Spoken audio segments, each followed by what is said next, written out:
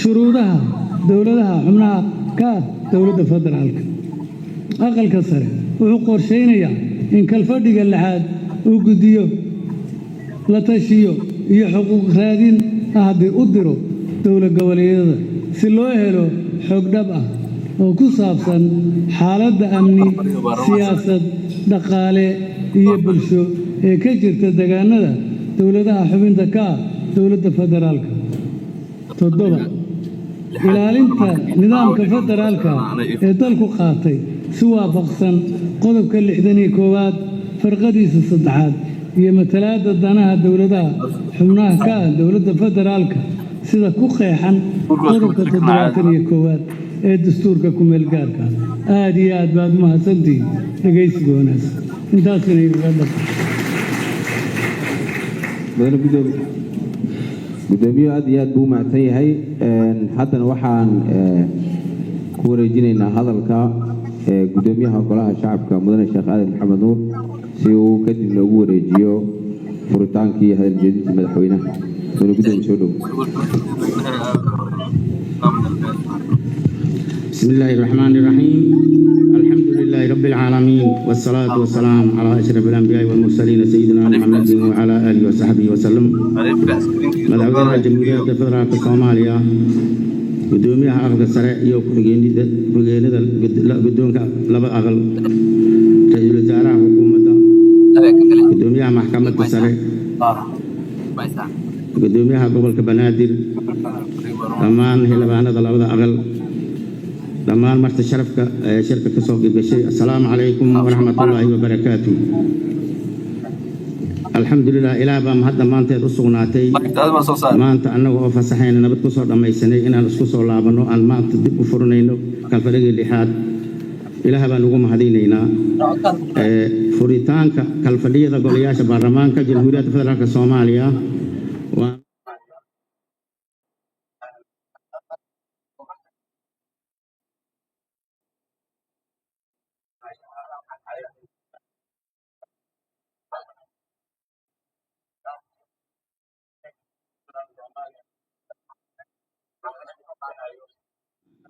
si uu la socodsiyo xubnaha baarlamaanka xaaladda guud ee dalka madaxweynaha marweyn madaxweynaha jamhuuriyadda federaalka Soomaaliya madaxweynaha sharafta leh waxaan mahad ballaaran u jeedinayaa ciidamadeena qalabka sida iyo dadweynaha Soomaaliyeed ee silqaamay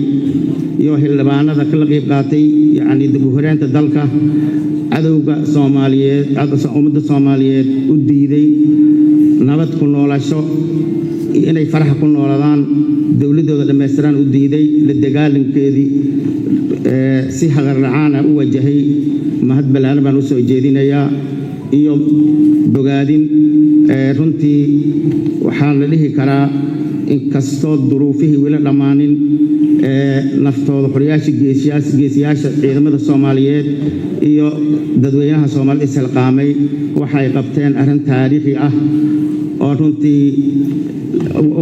mudan in loo mahad celiyo waxaan leeyahay intii ku shahiiday dagaalkaas lagu jiray Allah uu naxariiso jannatul firdaws Allah uu bashaareeyo waa shahiidin waxaan leenahay jannatul firdaws Allah uu bashaareeyo intii dhaawac ka soo gaareen waxaan leenahay waxaan Ilaahay ugu barinaynaa caafimaad degdeg ah madaxweyne madaxweynaha sharafta leh baarlamaanka Soomaaliyeed wuxuu ku dadaalay gaar ahaan golaha shacabka iyo gudoonkooda in ma aragtay xiriirada baarlamaanada caalamka inay xoojiyaan intii fasaxa lagu jiray iyo muddadii uu socday kalfadhigii shanaad laga soo gudbay waxaan boosho ku tagnay wadamo nagu casuumay oo ay ka mid yihiin wadanka dawladda Ingiriiska oo gudoomiyahoodii baarlamaanka martiqaad rasmi ah ugu martiqaaday iyo dawladda Imaaraadka Carabka ayadana saas oo kale gudoomiyahoodii nagu casuumay ayaan boosho ku tagnay runtii waxaan ma aragtay ka wada hadalnay arrimo muhiim ah oo ay ka mid yihiin adkaynta xiriirka baarlamaanadeena iyo dhisidda guddiyada saaxiibtinimada labada baarlamaan iyo qodobka saddexaad aqoon isweydaarsiga xildhibaanada iyo tababarada howlwadeennada baarlamaanka. waxaa la dhihi karaa kulamadaas waxaan ka faa'iidaysanay aqoon isweydaarsi iyo in maaragtay kor loo qaado xiriirada labadeena baarlamaan iyo guud ahaan labadeena dowladood. sidoo kale waxaa laynagu sharfay guddoomiyaha baarlamaanka dowladda ingiriiska markaan martid u ahayn in ay nagu casuumaan dood looga yeeray ra'iisul wasaaraha waddankaas. runtii xildhibaanada iyo howlwadeennadii nala socday waxay ka faa'iidaysteen qaabka dooddaas ay u dhacaysay. baarlamaanka ingiriiska guddoomiyihiis markaan iswaraysanay wuxuu noo sheegay aniga asiga iyo waan ka fadhiisanay waxaan isweydiinay meega baarlamaankiina tiradiisa maraysa maadaama yani meesha ka muuqatay dimuqraadiyad baslaatay qaabka maaragtay muxaafadkii mucaaradka ra'iisul wasaaraha wax loo weydiinayay ayadoo la iscaynaynin wax kale la samaynaynin laakiin waxaa jirta laba dhinac u kala fadhiyaan muxaafadkan meel jiro mucaaradkan meeshuu fadhiyo yani sida maaragtay yani su'aalaadka loo weydiinayay waa gaaban tahay waa dheer tahay waxaas kuma jirin yani waxaa la isku dhaliilayay maxaa maaragtay wixii aad shalay ballanqaadeen markii laydin dooranayay waxaas waa ka gaabayseen maxaad ugu gaabayseen waxaas qorshadu kuma jireen sida ula jeediin yani su'aal aad uga badan meesha ka dhacday. runtii xildhibaanada iyo wafdiga socday waa ku dhanaceen dhinaca waxaa fadhiya mucaaradka dhinaca muxaafidka fadhiya yani waayo aragnimo iyo dimuqraadi baslaatay yaan maaragtay meesha ka muuqatay. insha allah anuu kulay waa gaari doona baan u maleynaa xisbi inaan noqono anaguna maaragtay mucaarad oo heshiis ah oo su'aalaad arrintooda ku dhammaan doonto inaan gaarno waan rajaynayna. waxaan isweydiinay guddoomiyuhu meega baarlamaanka tiradiis maraysaan weydiiyey waxaa igu yidhi baarlamaankii 158 aan ahay buu yidhi anaguna baarlamaankii 10 aan ahay. taas waxaan tusay in maaragtay dowladnimada looga hormaray lanaga daaweyn yahay. aniga sidii daadaas u tirsanay man 68 sannadood baan sheeganay daad aniga sidii jinan ahay laakiin baarlamaankooda lanaga daaweynaa. marka runtii dowladda ingiriiska waxay noo muujisay niyadsamo inay baarlamaankeen iyo dhallinyaradeen tababarkooda inay diyaar u yihiin ayaan maaragtay runtii noo muujiyeen. xiriir xoogganna waa soo samaynay waxaan rajaynaynaa inaan wax badan ka faa'iidi doono. waxaa kale sidaa oo kale nooga yimid inayna soo booqdaan ayadoo ayadana ka matahay xiriirka baarlamaanada caalamka booqasho nooga yimid 2 guddoomiye baarlamaan oo kale ah guddoomiyaha waddanka walaalahan Jabuuti guddoomiyahooda baarlamaanka iyo guddoomiyaha baarlamaanka bulshada bariga Afrika. labadaas guddoomiye ayaana soo booqday labadoodibana waxay golaha weynaha hortooda ku jeediyeen khudbad taariikhi ah iyo runtii baarlamaanka weynaha labadiisa aqal wada jir ay soo dhaweeyeen. waxyaalaha lagu guulaystay waxaa ka mid ah mudahaleedkan ilaahayna waafajiyey inaan ka mid noqonnay baarlamaanka bulshada bariga Afrika. inkastoo xildhibaanadii lanaga sugaayey dib u dhaceen oo aan rajaynayo kalfadhiga 6aad 9 xubnood oo lanaga sugaayey golaha baarlamaanka bariga Afrika inay ugu metelaan aanu dooran doono insha allahu ilaahay idinkiis. taasna waxaa ka mid tahay guulaha la gaaray inoo qabsoomay muddadan baarlamaankan 11aad uu jiro iyo dowladeen. baarlamaankii maxaa inoo qabsoomay kalfadhigii 5aad. waxaan rabaa guud mar kooban inaan idinka siiyo howlaha inoo qabsoomay golaha shacabka fadhigii 5aad ee furbay Luulyo 6 2024. goluhu wuxuu muhiimad gaar ah siiyey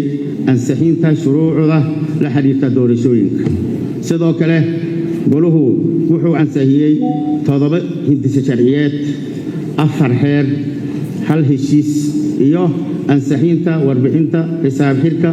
sanad maaliyadeedka 2023. sidoo kale waxaa golaha horyaala hindise sharciyeedo dhowr ah oo ku jira akhrimaha 1 labaad iyo saddexaad waxaan rajaynayaa in kalfadhigan lagu ansaxin doono insha Allah haddii Ilaahay ogolaado mudane madaxweyne mudanayaasha sharafta leh waxyaabaha hortebinta u leh golaha shacabka kalfadhiga lixaad ee maanta inoo furmaya waxaa hortebin siin doona insha Allah haddii alla ogolaado qorshayaashii iyo jadwaladii ka soo baxay kulankii guddiga joogtada ee ku qabsoomay Muqdisho Febraayo 2025 waxyaabaha ugu muhiimsan ee in horyaala waxaa ka mid ah dhammaan shuruucdii ka soo gudubtay kalfadhigii shanaad dhammaystirka utubyada ka dhiman dib u eegista dastuurka shuruucda cusub ee hortebinta u leh dalka ayagaas oo ka kala imaanayo golaheena iyo shuruucda cusub ee xukuumadda soo gudbiso iyo la xisaabtanka laamaha dawladda haddii alla idmo insha Allah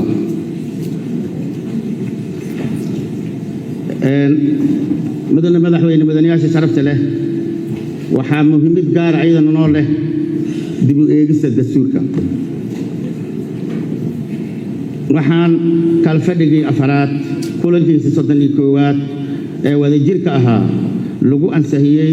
taariikhdu markay ahayd 3 Maarso 2024 cutubiyada 1 ilaa 4 ee dastuurka Jamhuuriyadda Federaalka Soomaaliya haddaba si aan u dhammaystirno dastuurka guddiga la socodka iyo dib u eegista dastuurka iyo guddiga madaxa bannaan ee dastuurka waxaan ka rajaynaynaa aan ugu fadhiina aan ka sugaynaa soo gudbinta cutubiyada dhammaan ee dastuurka si aan ugu shaqeyno una waafajino danaha dalka ee dastuurkeena uu baxo qabayada iyo inuu maartay markaas lagu magacaabo dastuurka ku meel gaarka ah uu noqdo dastuur rasmi ah oo maartay maadaama dastuurkii aan ku dhiirinay oo maanta inoo qalan yahay inaan sidaas maartay looga daahin oo dhaqso loo dhameystiro dib u eegistiisa mudane madaxweyne mudanayaasha sharafta leh ugu dambeyntii mudane madaxweyne waxaan kugu soo dhaweynayaa gudashada waajibaadkaaga dastuuri ah si aad sida uu qabo qodobka 9aad farqadiisa si uu qodobka 9aad xarafkiisa ga si aad inoogu furto kalfadhiga lixaad ee baarlamaanka 11aad ee Jamhuuriyadda Federaalka Soomaaliya mudane madaxweyne adigu aad u mahadsan ku soo dhawow furitaanka kalfadhiga lixaad assalaamu calaykum waraxmatullaahi wabarakaatuh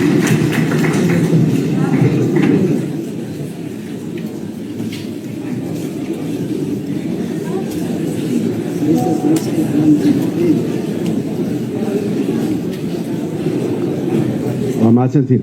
بسم الله الحمد لله والصلاة والسلام على رسول الله بدونك لبدا أقل يحبناها لبدا قلة برلمان كفدرالك الصوماليا السلام عليكم ورحمة الله وبركاته فرحد وين أي إيتهاي إن المانطق إذا كلا سوق يبقى فرتانك كالفدق اللحات برلمان كجمهورية فدرالك الصوماليا waxaan guddoonka iyo xubnaha labada gole uga mahad celinayaa hawshii baaxadda lahayd ee uu baarlamaanku soo qabtay shantii kalfadhi ee la soo dhaafay si gaar ah kalfadhigii shanaad oo baarlamaanka ku shaqeeyay muddo dheeri ah iyagoo u tixgeliyay codsigaygii iyo ahmiyadda hawsha in hortaallay xilligaas waqtiga dheeriga ah ee aad hurteen waa kan suurtageliyey inaan u jihaysanno dhanka doorashada qof iyo cod maanta iyadoo lagu shaqaynayo sharciyadii aad ansixiseen iyo hay-adihii aad abuurteen idinku guddoonka labada aqal mudanayaal iyo marwooyin waxaan jeclahay inaan idinla wadaago xaaladda dalkeenna ee dhinacyada amniga dhaqaalaha arrimaha bulshada iyo geedi socodka siyaasadda intaba waxaan weli sii joogtaynaynaa howlgalladii aan dalka ka wadnay ee xoraynta iyo la dagaalanka argagixisada khawaarijta ah nabadiidka iyo dowladiidka ah waxaa alla mahadi ah in dhammaan goobihii laga xoreeyey cadowgu ka quustay inuu mar kale dib ugu soo laabto ayada oo khawaarijtu samaysay isku dayo badan oo ay ugu dambaysay tii doraad balse alla mahadiis aanay dhagartoodu u hirgelin waxaa mahad iyo bogaadin u soo jeedinayaa ciidamada qalabka sida iyo xoogaga difaaca shacabka ee naftooda u huray adkaynta nabadgelyada iyo ilaalinta qarannimada Soomaaliyeed waxay hureen naftooda way ku dhaawacmeen wayna ku dhinteen ayagoo weliba ku nool duruufo adag oo dalkeena tabartiisu ay aad u hooseyso meelaha qaarkood waxay sa doorteen inay soo celiyaan karaamada ummadda Soomaaliyeed ayna u maraan waddo kasta oo lagu xaqiijinayo karaamadaas soo noqoshadeeda dhammaan degmooyinkii la xoreeyey waxaa ka abuurantay nolol cusub waxaana u bariyey waa cusub waxaa dib looga furay dugsiyadii rugihii caafimaadka masaajidii iyo adeegyadii biyaha iyo korontada oo muddo ku dhow 20 sano ummadahaasi ay ka caaganaayeen deegaanada qaar waxay yeesheen garoomo ay ku degaan diyaaradaha garoomo ciyaaraha ah oo ay dhalinyaradu ku cayaarto arrimahaas oo argagixisada markii hore ay mar walba ay u diidanayeen waxaa mahad weyn iska leh madaxda maamulada dowlad goboleedyada hay'adaha dowladda waxgaradka culamaa u diinka ganacsatada haweenka iyo dhalinyarada ee u istaagay xasilinta deegaanadaas kadib xoreyntii iyo sidoo kale saaxiibada beesha caalamka ee na garab istaagay ayagana sidoo kale waxaan sii kordhinay dadaalada dib u dhiska iyo qalabaynta qaybaha kala duwan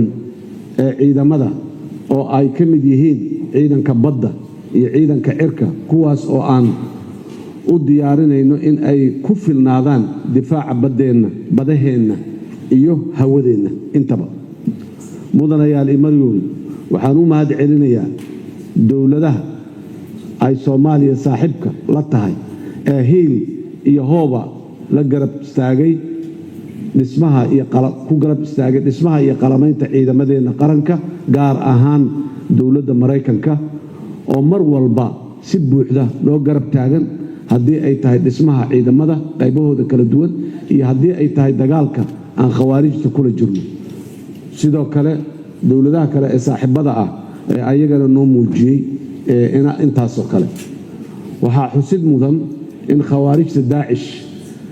ay in muddo ah fariisimo ka samaysteen buuraleyda deegaanada dowlad goboleedka Puntland si ay khatar joogto ah ugu hayaan nafta iyo hantida muwaadiniinta Soomaaliyeed sidoo kalena caalamka ugu muujiyaan inay khatar gelin karaan marinada istiraatiijiga ah ee gacanka cadmeed iyo badda cas waxaan garab taagannahay ciidamada dowlad goboleedka Puntland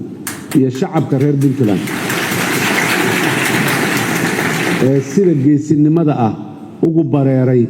inay khawaarijta daacish ka xoreeyaan deegaanada iyo meelihii ay soo galeen dib ay uga bixiyaan si ay u hungowdo rabitaanka iyo hamiga khawaarijta daacish ay ka qabaan deegaanada dalkaas waa dagaal xaq ah shacabka Soomaaliyeed meel kasta uu joogana ay waajib ku tahay inay garab istaagaan walaalaheen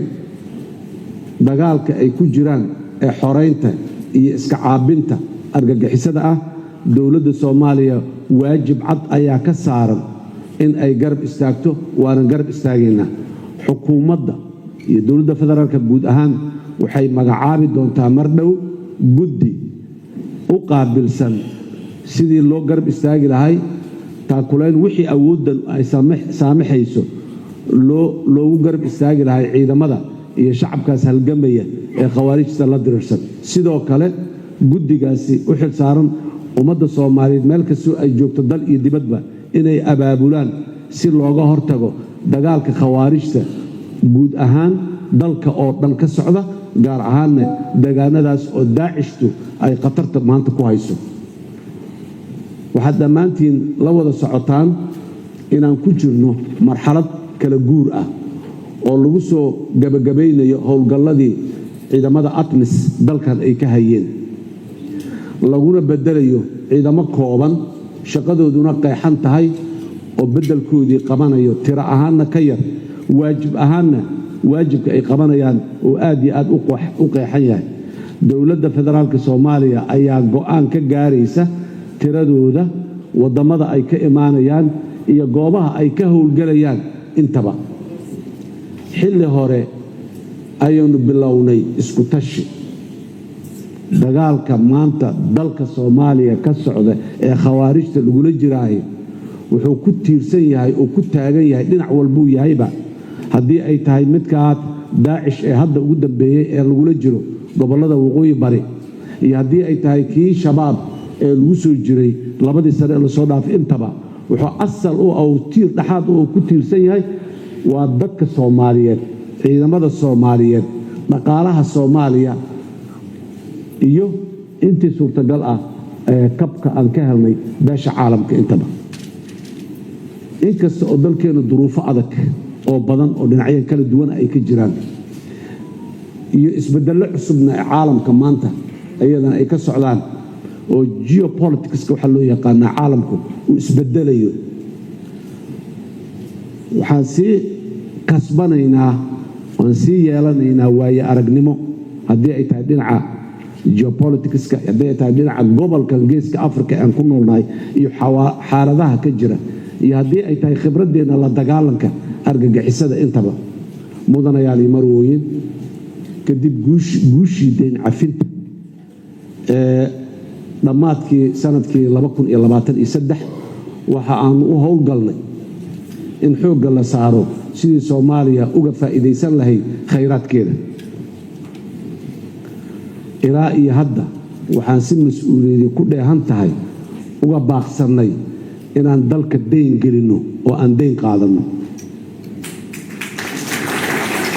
deyn cafinta kadib dalka Soomaaliya deyn ma qaadan ayadoo ay u furan tahay inuu deyn qaato malaayiin iyo balaayiin aan qaadan karno dabcan maalintay ku habboon tahayna deynta waan qaadan doonaa marka aan soo dhammaystirno meesha ay ku habboon tahay oo deyntaasina ay ka soo noqon karto deyn intaan qaadanno oon haddaan u qaadan mayna deynta inaan mushaaraad isaga bixinno u qaadan mayna deynta inaan kharashaad kale aan isaga bixinno deynta waxaan u qaadan doonaa dib u dhiska dalka khaasatan dhaqaalaha iyo horumarinta dhaqaalaha oo deynkaasi si la hubo soo celin karta berri ma doonayno in dalka Soomaaliya sanada kadib haddana oo u soo istaago in deyntaana laga cafiyo caalamka uu la soo hoos galo ma doonayno istiraatiijiyad cad iyo siyaasad cad ayaa dowladda federaalka ay ka leedahay arrintaas dhanka kale haddii aan eegno waxaa dalkeena laga dhisayaa markii ugu horeysay xarun dayax gacmeed laga tuuro xaruntaasi waa xaruntii ugu horeysay ee dayax gacmeed laga gano ee qaaradda Afrika ku taalla meelo kale oo caalamka oo loo habeeyo dayax gacmeed laga tuuro muddo dheer laga tuuray way jiraan laakiin qaaradda Afrika markii ugu horeysay ee dayax gacmeed laga tuuro waxay noqon doontaa dayax gacmeedka Soomaaliya laga tuuri doona haddii alla yiraah waliba sanadkan aakhirkiisa insha Allah waxaa fursad xaruntaasi waxay fursad shaqo siin doontaa kumanaan Soomaali ah oo aqoon-yahano ah sidoo kale waxay kobcin doontaa dhaqaalaha dalkeena oo waxay sababi doontaa ila cusub iyo jahad cusub inay keento oo sababta ugu weyn ay tahay in Soomaaliya ay tahay dal lagu kalsoonaan karo la maal gasho karo khatari aanay ka jirin gaar ah oo u gaara sida hadda naloo haysta sanadii la soo dhaafo dhan khataro noo gaara ayaa jira la dhihi jiray inaan ka soo kabanayno ka soo baxnay ilaa xaddigaas aan gaarnay lagu aamino balaayiin dollar iyo khubaro iyo aqoon dheeri ah oo adduunyadu aanay kasban sidaas daraaddeed soo kabashadaas waxay keeni doontaa in mashaariic kale oo waaweyn ayaguna ay dalka ku soo dhiiradaan dad badan iyo dowlado badanna ay dalka inay maal gashadaan ay u yimaadaan Soomaaliya inay horumarto waxaan u baahannahay kaalmo dhaqaale iyo kaalmo aqooneed oo adduunka kaalmadaasi mid sadaqa ah oon ugu baahannahay maaha mid ganacsi ah oo in wax nalala wadaaga ah khayraadka iyo wanaagga aan leenahay ee dalkeennu leeyahay in la maal gasho annaguna aan ka faa'iidno caalamkuna uu ka faa'iido halkii meesha ay khayraadka aan leenahay noo ooli lahaa annaguna aan ku dulgaajaysnaan lahayn taas ilaahay idankiis way soo gabagaboobaysaa mar dhow waxaan sidoo kale heshiis soo saarista shidaalka ah aan la saxiixannay dowladda Turkiga iyo shirkado kale waxaan rabaa halkan inaan heshiiskaas aan la saxiixannay shaqadiisa way bilaabatay qiimayntii sahankii ugu horreeyay ugu socdaa waad wada ogtihiin maraakiibtii iyo qalabkii sameynaya inay joogaan warbixinada ee kala go'an ee waqtiyeysan ee wasaaradda iyo hay'adda shidaalka loo soo gudbiyay ay nala wadaageen idadiilo fiican ayaa ka muuqata inkastoo midda finalka ah ay mar dhow noo imaan doonto haddii alla yidhaahdo laakiin waxaan rabaa inaan halkan ku xuso waxyaabaha aan warbixinadaas aniga aan ka dhex dheehday ee aan ka dhex arkay warbixinadaasi waxaa ka mid ah oo sawirro iyo muuqaalaba ay ku jiraan khubarada hawshaas haysaahina ay riboorkooda ku soo dareen wakhti badan iyo energy badan inuu uga baxo dhulka waxa la iskaangaraynaya ee la sahminaya waa dhulka bedka badda waay si loo gaaro wasakh badan iyo qashin badan oo meeshaas yaalahay inay ka qaadaan si dhulkii oo bannaan loo sawiro oo loo muxuu waxa yacni qashinkii laga soo saaray ayaa iyo sidii loo soo saarayay ayay ka soo duubeen muuqaallo waxaa ugu badan ku xiran oo badda looga tagay sababtuna waa maxay markabkii markuu kalluumaysto kalluunka waa inuu qaadaa oo dekada caalami ah geeyaa dekadaha caalamiga ah lama tegi karo qalabkan oo meesha inta iska gooya meesha iska dhigay waa qalab mamnuuc ka ah caalamka in lagu kalluumaysto si aanu dembi loogu qabsan oo kalluunka uu wadaa ee inuu ka faa'iido ka ganacsada rabana aanan loo diidin intuu iska jaray ayuu badda uga tegay markaasaa badkeedii dhulkeedii oo dhan waxaa daboolay qalab sidaas ah oo qalabka lagu kalluumaysto laakiin adduunyadu ay mamnuucday arrimaha environmentiga awgeed arrintaasi arrin aad iyo aad u xanuun badan waaye waa daliil dhibaatada yacni dadka sharci darrada uga kalluumaysta badaheenna inay khayraadkeennii qaadanayaan bas ma aha ee dhibaatada ay meesha ay uga tegayaan arrin aad iyo aad u xanuun badan waaye sidaas daraaddeed dowladda federaalka ee Soomaaliya iyo xukuumadda dan qaran waxaan u istaagnay sidii aan u suurto geli lahayd badaheenna inaan ilaashanno oon qalab tiknolojiya casri ah iyo hadday tahay ciidan intaba iyo hadday tahay heshiisyo caalami ah intaba aan u galno baddeenna sidii loo ilaali lahaa oo khayraadkeenna la dhacayana loo jooji lahaa baddeenna la hallaynayo oo la fasahaadinayana looga hortegi lahay waxaa kale oo aan ayadana heshiisyo la galnay sharci ah oo qaanuun ku salaysan oo xadidan horumarinta dhaqaalaha buluugga ah ee badda dhaqaalaha buluugga ah dhaqaalo aad iyo aad u xoog badan ayaa ku jira wasaaradeenna iyo hay-adaha hadda la dhisi doono socdaba waxay mas-uul ka noqon doonaan in dhaqaalahaasi doormantiga ah aan ka faa'iidaysanno la soo saaro iyo in la ilaaliyo oo waxyaabaha hadda dhacayahay military iyo ciidan bas laguma ilaali karee hay-ado dowladeed oo mas-uulka oo ilaaliyana aan yeelanno sidaas daraaddeed dowladdu waxay ku jahaysan tahay horumarinta dhaqaalaha buluugga ah sidoo kale urur goboleedka igad markii ugu horreysay wuxuu samaystay waax departmentiga horumarinta dhaqaalaha buluugga ah departmentigaasi xaruntiisa waxay noqonaysaa magaalada muqdisho dalka Soomaaliya maadaama wadamada igad ku jiraay wadanka ugu bad dheer aan nahay wadanka ugu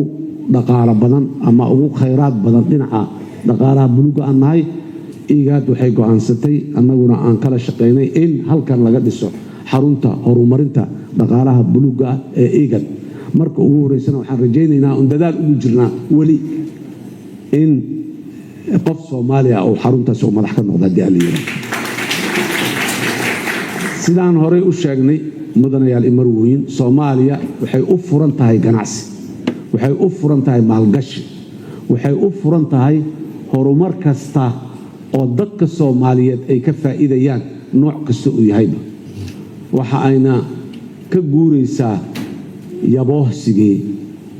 iyo maxaan ku raadayay jirintii kaalmada caalamku mar walba kaalmo u baahannahay laakiin waxaan rabnaa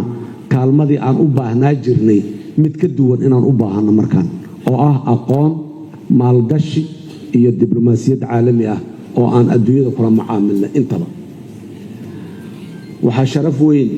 mudan ganacsatada Soomaaliyeed oo ku dhiiratay in ay maalgashadaan dalkooda kuna aaminaan hantidooda waxaan ugu baaqayaa ganacsatada Soomaaliyeed ee caalamka daafiisa kala duwan jira in ay hantidooda dalka ku soo celiyaan Soomaaliya maanta u baahan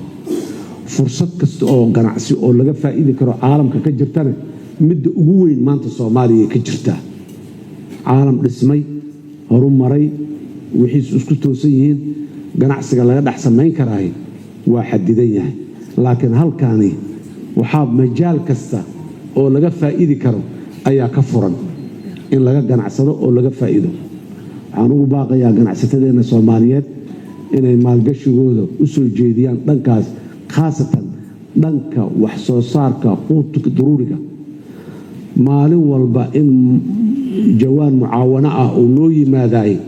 ayadoo dalkeena intaasoo milyan oo hektar oo dhul beereed aan leenahay waanu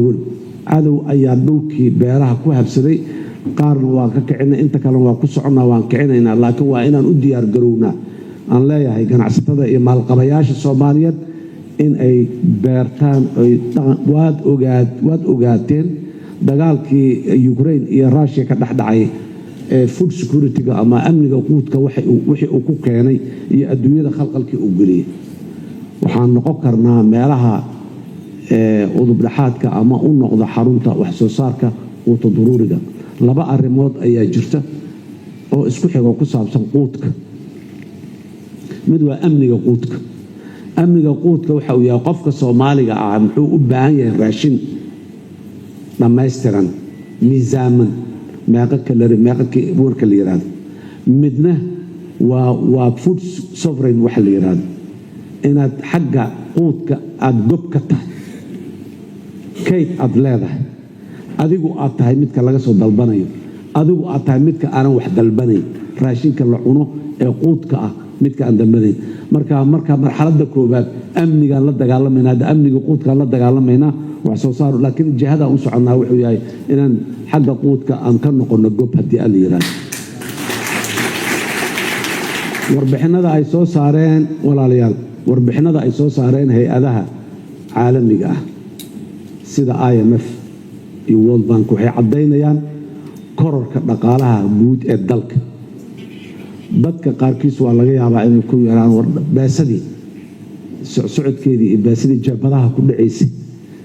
waa yaraatay sida hore iyo maaha laakiin cabirada standardka caalamiga ee lagu cabiro kororka dhaqaalaha Soomaaliya waxay ka mid tahay wadamada Afrika ee dhaqaalahooda si waliba xawli ah oo u soo koray oo kormarayo dawladda Soomaaliya waxay ka baaqsatay sidaan hore idinku sheegay inay dhammaan inay qaadato wax deyn ah waa ka maaran waxaan isku habeynay qarashaadkeena intii suurtagal ah inaan la barbar dhigno dakhligeena intuu la egyahay inaan ku koobno qarashaadkeena wixii horumarin iyo maxaan ku raadayay ahna aan la wadaagno dhinac ganacsi iyo investment aan ku raadino iyo kaalmooyin aan ku raadino muddo kooban kaalmadu inay noqon doonto aan muxuu ahay aad iyo aad u rajaynayn haddii alla yidhaah dowladda federaalka ah waxay ballan qaadaysaa canshuurahaas aan kula filnaana qarashkeenna oo weli noo dhiman oo in badanna aan ku celcelinay dadweynaha soomaaliyeed inay bixiyaan canshuurta si aan u kabanno oo aan ugu filnaanno qarashaadkeenna oo aan u noqonno gob maahmaahdii carabiga ahayd maxay ahayd man laa yamliku quutahu laa yamliku qaraaruhu war inta gacantu noo hoorsan tahay go'aanadeenna gobnimada ah ma qaadan karna keligeed meelo badanna saasaan ku soo sugnaa jirna welina kamaanaan bixin laakiin markaan isku filnaanno ugu yaraan qarashaadkeenna iyo horumarinta qaarkeed adeegyada dadkeenna u baahan yahay aan baxsan karno annaga go'aanadeennaan lahaa karnaa oo dhinac walba ah sidaas daraaddeed dadka soomaaliyeed mar kale waxaan ugu baaqayaa in la bixiyo cashuuraha dowladda waxaanan sidoo kale dadka soomaaliyeed ka ballan qaadaynaa dowladda soomaaliya xukuumadda qaran iyo hay-adaheeda in ay ilaaliyaan canshuurtaasi inay ku baxdo meeshii saxda ahayd canshuuraha yar ee weli aad u yar tiro ahaan ee dowladdu ay u soo xerooday aruurso waa kuwa sababay dhul badanoo degaanadeena ka mida inaan xorayno waa kuwa sababay iskuulaad badan maanta meelo aan iskuul ka jirin 20 sano ee lasoo dhaafay iyo 30 sano lasoo dhaafay qaarkeed in iskuula laga furo waa kuwa sababay macallin Soomaaliyeed oo dowladda mishaarkiisa ay bixiso inuu arday Soomaaliyeed wax baro ayadoo oo aanan maxaan ku raadayay lacag laga qaadeen ardayga Soomaaliga ah waa kuwa sababay cashuuraadka yarka ahay dowladda Soomaaliya inay bixiso jaamacadda ummadda Soomaaliyeed oo dhowr iyo 10,000 oo arday ah oo Soomaaliya ay dhigtaan oo aan lacag maxaan ku raadayay lacagii faraha badnay ee jaamacadaha private-ka iyo caalamka dibadda loo aadayay aanan laga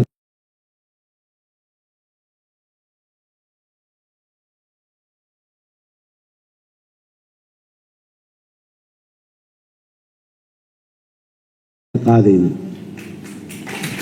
waa kuwa maanta safarkii ugu dambeeyay wadanka Azerbaijan aan tagay arday Soomaaliyeed ay joogtay oo master iyo PhD sameynay oo jaamacadda ummadda Soomaaliyeed ka baxay inay ku kalsoonaadaan isla markaasna hay-adihii dul joogtayn lahaayoo baarlamaanka ugu horeeyo waan leenahay wixii inay meeshii saxda ahayd mareen iyo in kale iyo hay-adihii kale oo u qaabilsan ilaalada inay ilaaliyaan muxuu ahaa intaa mudanayaal iyo marwooyin maanta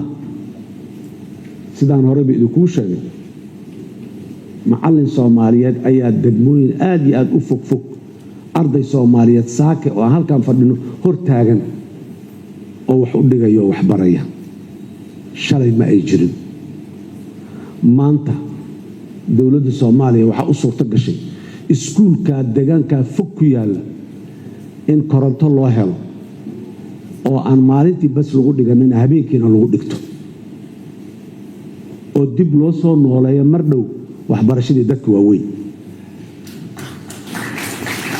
dowladda Soomaaliya waxa ay hirgelisay bara caafimaad in laga sameeyo degmooyinka iyo tuulooyinka fog aan sheegayno bartaas caafimaad ay yeelato koronto lagu xanaaneeyo lagu qaboojiyo talaalka hooyada iyo dhalaalka lagu talaalayo meel aanay ka jiri jirin shalay waxa suurto geliyay waa cashuurta yarta ee dadka Soomaaliyeed ay bixiyaan oo lagu kabay kaalmo caalami ah ciyaaya loo cila dhaanshaa ayaa Soomaalidu ku maamaadaa marka tiraahdo war iskuulkii waa barti caafimaad waa samaysan karaa korontadiina waa heli karaa qaboojiyaalan u baahanahay ama barti caafimaad waa samaysan karaa qofkii ka shaqeynaya kalkaaliye gabadhii ama wiilkii kalkaaliye aynu waa heli karaa waxaan u baahanahay korontadii lagu qabooji lahaa talaalka markaad tiraadid waa lagu garaabaya laakiin bartii ii samee kaaliyii ka shaqeynaya mishaarkii ii sii talaalkii ii keen qaboojiyihii talaalka ku qaboojin lahaana ii keen muga intaa isdaba dhigto bal waa arkaynaa inta lagu yidhaaha lagaa sii jeesanaya laakiin waa soo dhowaanay waxa yarkaa waana maanta waa midda maxaan ku raday suurtagalka ah oo maxaan ku raadahay aan meelo badan ka dhaqan kale kuwa kale hadda lagu sii socdo oo mar kale mudanayaal marweyn dadweynaha Soomaaliyeed waxaan u cadeynayaa in adeegyada dawladdu qabato la sii ballaarin doono waajibna ay ku tahay xukuumadda inay sii ballaariso maalin walba intii karaanka ay la kari karo shacabkuna ay xaq u leeyihiin inay ku helaan duruufo kasta ay ku sugan yihiin adeeg bulsho oo gaaro meelaha ay joogaan maanta meesha hadii la gaaray meesha ka sii dambaysa wadi ka maqan yahay adeegii ayadana bari ayaa la gaari doonaa waxaan farayaa hay'adaha fulinta ee xukuumadda inay tixgeliyaan muwaadiniinta baahidooda ay mar walbana ay hadaf u ahaato muwaadin Soomaaliyeed wax ka maqan sidii uu heli lahaa hadba intii duruufta ay saamaxayso ee la kari karaayo mudanayaal marweyn dalkeenu wuxuu soo maray geedi socod dheer oo siyaasadeed meeshii aan ka nimid waan garanaynaa iyo maalin walba meeshii aan soo joogno waxaana soo maray 2 sano oo xiriir ah inaan meel dalka dibadiisa u fadhinay dib u heshiisiin iyo dawlad dhis waa ka nimiday dalka gudihiisa nimiday waa ka soo soconay odayaasheena dhaqanka nimiday waa ka nimiday maamul goboleedyaan sameynay waa ka nimiday maanta waxaan joognaa meel kale oo ah in aan dadka Soomaaliyeed xuquuqdii ay la'aayeen muddo 56 sano ah inaan u celino oo aan dhahno mas'uuliyadiina wadaninimo qaata ee doorta qofka aad ku aaminaysaan mas'uuliyadiina ma rajaynayo in ay hawshaas talaabtaas aan qaadnay waa talaab weyn laakiin 100% inay sidii aan rabnay iyo meesha aan rabnay bilaabanayso laakiin taariikhda mugaadib u eegno doorashooyinka aan dib u eegno dad aan tiro badnayn oo meeshaan fadhiyo oo aan anugu ka mid ahay waxaan soo joognay doorasho ugu dambeysay ee dalkan ka dhacday 1969 voter registration ma jirin digital system ma jirin dadka cidii doorasho rabta ha timaado inta la yiraa yaa warqadda doorashada la siiyo yaa qad meel taalana gacanta loo mari jiray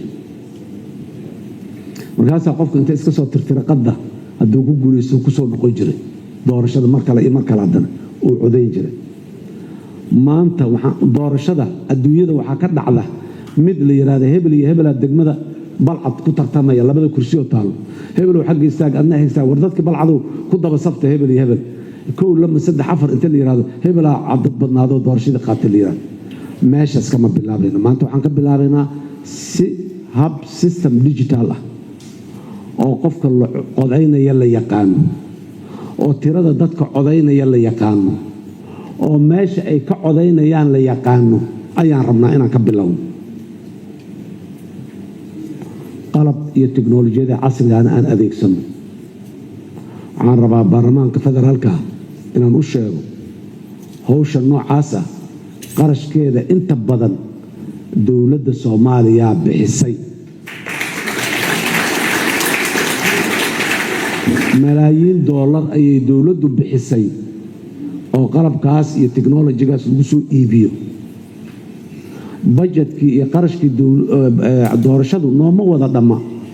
wax badan aan naga dhiman weli waa u baahannahay kaalmo waxaan u baahannahay kaalmo dadka Soomaaliyeed ganacsatada dowlad goboleedyada ciddii kale Soomaaliya oo awoodo inay ku bixiso muxuu ahaay qaaraan sidii aan ugu filnaan lahayn qarashka doorashada kadibna caalamka inaan weydiisano wixii kale intaa naga sii dhinaada inay nagu kabaan sidaas daraadeed doorashadu waa xaqiiqo way dhacaysaa ilaahay idinkiis intii ugu muhiimsaneed oo ay ahayd oo aan rabnay inaan ku xaqiijino doorashada inay xor iyo xalaal tahay oo aan manipulation iyo isku laablaab iyo aan laga samayn karin oo aan keenayno muxuu ahay korjoogayaal caalami oo qalabka iyo systemiskaba kor joogteeya laftiisa waxaan u yeelaynaa waxay ahayday maadaama ay tahay markii ugu horeyso 56 sano kadib dadka Soomaaliyeed inay kalsooni helaan taariikhan leenahay مسؤولين ضد جمهورية فدرالك الصومالية عدانا ما عني كلجي قدوم كلابضن قله يا كمذا إن أنتنا لدورته ما أنت دبنا دورشة أنوينه أنا إسكب إحنا نقوليه هنا تب برينا هدينا لدوران وايو إن أنا إسكب إحنا نقوليه هنا تب واحد بين واي سملا مجرد سبب أن أو هاي أن دلك قطر ما تسندي دلك قطر أقولينه ومضى يمجع يهيبده دولة نمد الصومالية أن قطر أقولينه هو عيارنا مجرده وعارنا ذلك الصوماليات إن سوق الصونانو أنت الدور الشدة نوغش شقين يسان عن سوق الصونانو ذلك المسؤولين تمشي الجوجان ذلك ما أنت مسؤولية دهيان عن سوق الصونانو أيام أباهنا مدن ياد إمروين ددوينها الصوماليات وحين نجسوجيان إن كالفرد عن برلمانك ما أنت فرما ياهي ودمسترو عطبيات الدمان الدستور هديك له ده شقدي فربضنين أن سوق قبلني أو الدستور عن كسوق قبلني معنا بدل ما سميناش قطبويك قدومك وحكمي ده هاي وحبضنا إن عينو كلا تحنين وحاس سياسية ولوجسو الشيء أنت بدل إذا كان إذن كان إذا صهر دجينا دستور كيا محوها لوجسو هبينا يا إن هذا وحكب الدشان وهدي أن ألدوفني أما بعدي مدة لقى ديرنا ضمع ونقليه أنه ولاح جارهم أن ربنا أن ماشي كصدر سنة وحي أذيك يظهر يالله بقان كم دمبستان أذيك إسكال أو جاري لكن مهمة أول وحي تهاي ضلك وإن الدستور دمستر يشاء وأن كبحنا كجورنا دستور كمل جارك مهمة أول وإن تسان marka kalfadhigan hadii alla yiraa waxa laga sugayaa in uu talaab kale oo muuqato oo waxtar leh oo ka qaado dhinaca dastuurka iyo dhameystirkiisa iyo dib u habeyntiisa hadba intii waqtiga iyo duruufuhu ay saamaxaan laakiin aan siino hortebin guddiga madaxa bannaan ee doorashada ee halkan baarlamaanka federaalka uu ku ansixiyay ku dhisay guddiga doorashada iyo soodimaha halkan lagu dhisay dadka Soomaaliyeed ayagana waa u sheegnay idinkuna baarlamaankuna waa u sheegay annaguna waa ku cilcilin waa u sheegnay dadka Soomaaliyeed waxa ay ka sugayaan waa waxaas doorashadaas aan sheegnay muwaasafaadkaas la waa laakiin annagana waxaan laga rabaa inaan garab istaagno oo aan kabno oo xukuumadda ama dawladda guud ahaan waxa ay u baahan yihiin ay la timaado dadka Soomaaliyeedna ay dhiirigelin iyo inay hawshooda la fududeeyo oo markay dhaqaaqaan ay meel tagaan ay ama muxuu ahay sahan u tagaan ama wacyigelin u tagaan ama muxuu ahay inay soo calaameeyaan ay u tagaan in dhammaan teen aan u istaagno oo aan u fududeyno howlahooda waa sida kaliya ee kaligood ma gulno ma keeni karaan laakiin waa caaradii waranka fiiqneed oo meel walba u hormaraysa waay annaga inteena kalena intii xooga siinaysay oo muxuu ahay daba taagno waxay fursad weyn siinayaan muwaadinka si uu u xoroobo oo codkiisa oo xor ah oo u helo meesha dadka fursad siinaya waa guddiga waa inaan garab istaagnaa marka oo aan muxuu ahay ku dhiirigelin hawshooda waxa taariikh aan horseedayno dadkeena iyo dalkeena aan u horseedayno dadkeena badankoodu fursad aanay horay u soo helina aan siinayno oo ah codkooda in ay si xor ah oo xalaal ay u dhigtaan waxaan bogaadinayaa dadweynaha deegaanada gobolada waqooyiga Soomaaliya ee ayaguna muujiyay arintaas si xor ah oo xalaal doorashooyin u galay aanan khilaaf iyo dhibaato iyo culays isqabqabsina aanu ka imaanin ayagoo qof walba qanacsan yahay doorashadii lagu kala baxay madax cusub oo la doortay oo mandate cusub la siiyay maanta u jeedaan annaguna meesha aan u soconahay waa meesha waxaan sidoo kale bogaadinayaa deegaanada dowlad goboleedka Puntland oo dowladihii hoose soo qabtay doorashadoodii ayaguna sidoo kale dalku inuu iska daba yimaado hal maalin inay waxaasoo dhan dalka dacaladiisoo dhan nooga wada qabsoomaan sida saxda ah laakiin haddana hadba duruuftu meesha ay ka saamaxday sidii u saamaxday annaguna meeshaas u baan raaci doonaayo dalka intiisa kale inaan ka wada qabano doorashadan jecelnahay haddii kalena inta duruufta inoo saamaxdo inaan ka qabanaan jecelnahay inta kalena waa naga daba imaan doonaan dadka xildhibaanada sharafta leh waxaan rabaa inay dib u eegaan gobolkan aan degannahay ee deriska waddamada deriska aan leenahay ee doorashooyinka ay ka dhaceen inay isbarbar dhigaan shacabka ama populationka dalkaasi inta uu la egyahay iyo inta ka codaysa kenya oo 60 milyan ku dhow meeqa qof oo codaysay ethiopia oo 120 milyan ku dhow meeqa codaysay iyo meeqa deegaana laga codeeyay intaba Soomaaliya muddadaas kadib maanta meesha ay ka bilaabaysa iyo deegaanadaas oo kala soo sheegnay oo laga soo wada codeey marka la fiiriyo meel fiican ayaan joognaa oo ididiila fiican leh ilaahay idinkiis meeshaas ayaan ka sii dhameystirayna haddii alla yiraahdo waxaan baaq u dirayaa siyaasiyiinta ku howlan inay shacabka danaynayaan shacabkii ay danaynayeen inay hogaamiyaan inay xaqiiqada uga waramaan waxa dhabta ah oo saxda ah wadada in la qaadaa inay uga waramaan ma diidayno mana hor istaagayno mana ceebaynayno cilado hadday ka jiraan dowladda in la sheego in la yidhaahdo meeshaas gaabisaa ka jiro meeshaas kalena gaabisaa ka jiro laakiin mustaqbalka inaan mugdi laga dhigin mustaqbalka waxa soo socda ilaahay unbaa garanaya annaguna waxaan dadaalkeeda u gelaynaa inuu fiicnaado mustaqbal qurxoon inuu noqdo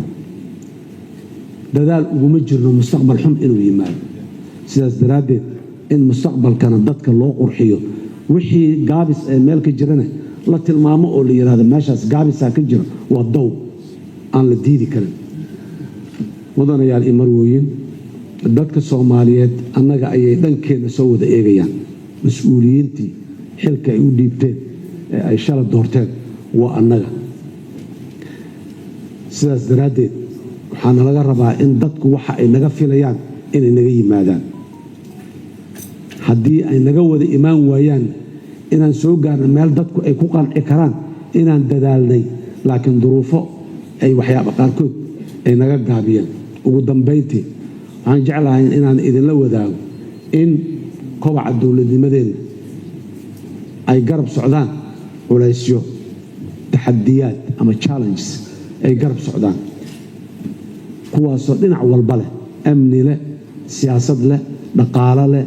geopoliticska caalamiga ah leh intaba mar walba laba si un inaan ku wajahno ay tahayna dowga noogu habboon waxaase inaan ka saa'id calayno oo aan iska xallino oo aan ka shaqayno in aan iska xallino oo aan ka gudubno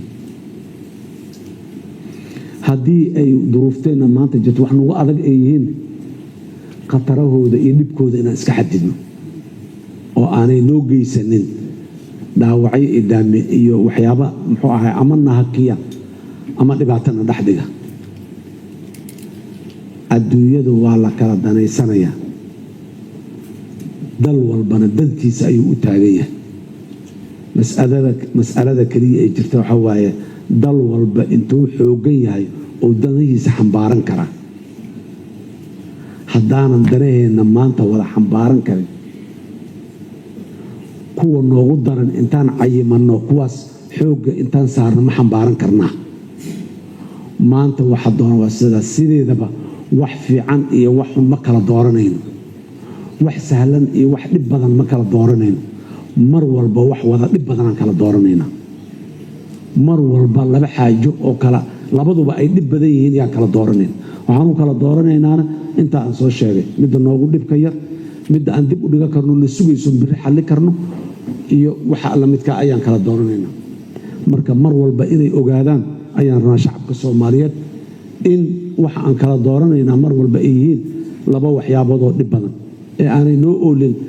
laba waxyaabood oo midna fiican yahay midna xun yahay ama midna sahlan yahay midna dhib badan yahay aad iyo aad ayaa arrintaasi dowladda Soomaaliya ay ugu tahay musamman iyo inay mar walba danteeda taagno codkeenna ma gaabinayno hoos uma dhigayno marka aan u baahannahay inaan kor u qaadno cid kastoo awood leh ama xoog isbidaysa ama maanta Soomaaliya meelay joogtaayo waad ka danaysan kartaa isle haddaanay waxaasi dan noogu jiro oo dhibaata ay noogu jirto dhow iyo mid mustaqbal ah intaba ma gaabinayno codkeenna waa hadlaynaa waanad aragteen adduunyadu diblomaasiyadda caalamiga ah marar badan waxtaray leedahay meelo badan isku maanaan difaacin awood ciidan oo meel walba noo taagan laakiin waxaan isku difaacnay dhiiranaanteenna iyo qawaaniinta caalamiga ah oo mar walba aan dul taagannahay aan waxaysanno iyo inaan saaxiibo fiican mar walba yeelanno cilaaqaadka dariskeenaan hagaajinaa cilaaqaadka gobolka aan ka tirsannahay aan ku dadaalnaa cilaaqaadka hay-adaha caalamiga ah oo aan ka tirsannahay ayaan mar walba ku dadaalnaa waanu ku dadaalaynaa waa masalka diblomaasiga ah ee soomaaliya maanta ay leedahay horena aanay u lahaa jirin inay lahaato ka badanna ay leedahay runtii maanta caalamka marka la joogo waxaan u mahad celinayaa bulshada soomaaliyeed iyo hogaamiyeyaasha heerarka kala duwan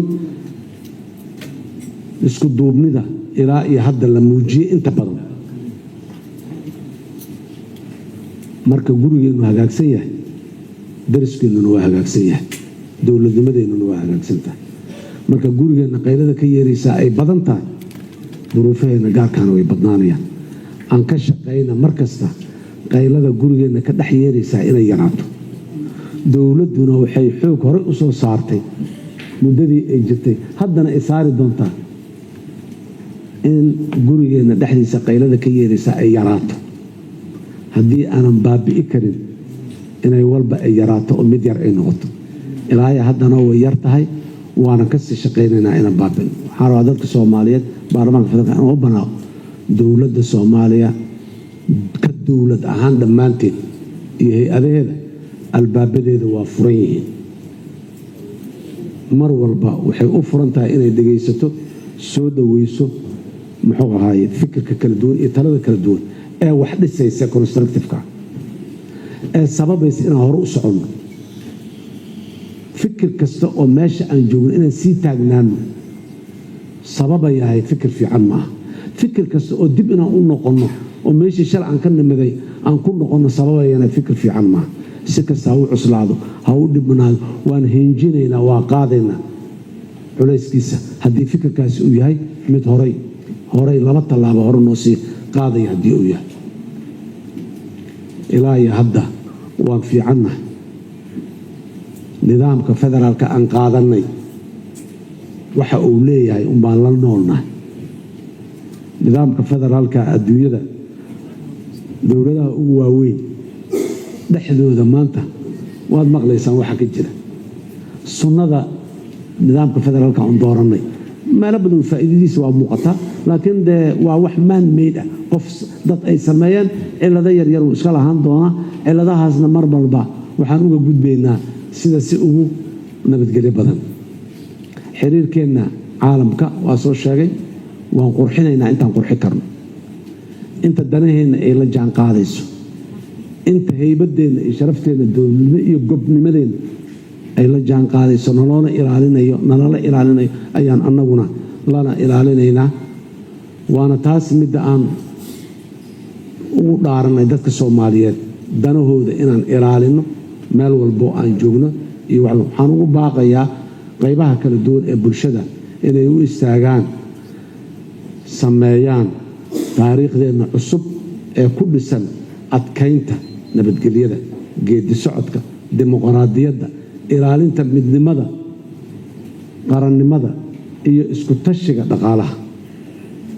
mar walba soomaaliyey meel kastoo aan ku noolnahay ogow waa inaan isku tashannaa waxaan leenahay waxa aan annaga isku tashi aan ku helnaan leenahay wixii kale ee nalagu kabaahay markay ugu yar tahay waana lagu abaal sheegtaa shalay sultaan saas idin yeelnay maanta maad saan noo yeeshaan maanta maad maxuu ahay meeshaas soo istaagtaan laakiin waxa adigu aad samaysatay ee aad dhaqaalahaaga ku samaysatay ee dowladnimadaada dhexdeeda iyo maxaanku rahay xayndaabkeeda aad ku dhisatay ee ku samaysatay waa waxa wax ugu mac ee lagu naaloodo waxaan ilaahay ka baryayaa inuu naga aqbalo cibaadada iyadoo ay bisha ramadaan fooda inugu soo hayso cibaadada ugu fiican ee bisha ramadaan dhexdeeda la galana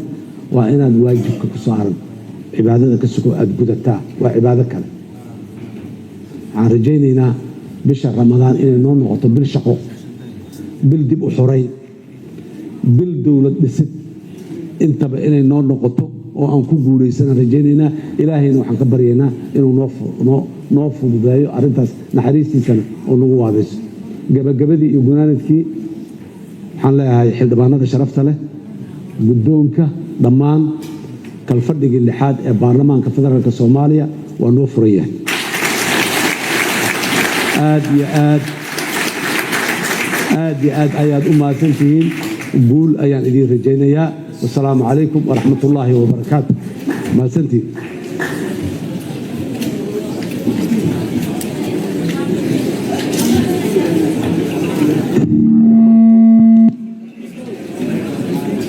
madaxweynaha gudbo iyo tiimkiisa xildhibaanada ha fariisteen wax yar madaxweyne salaam alaykum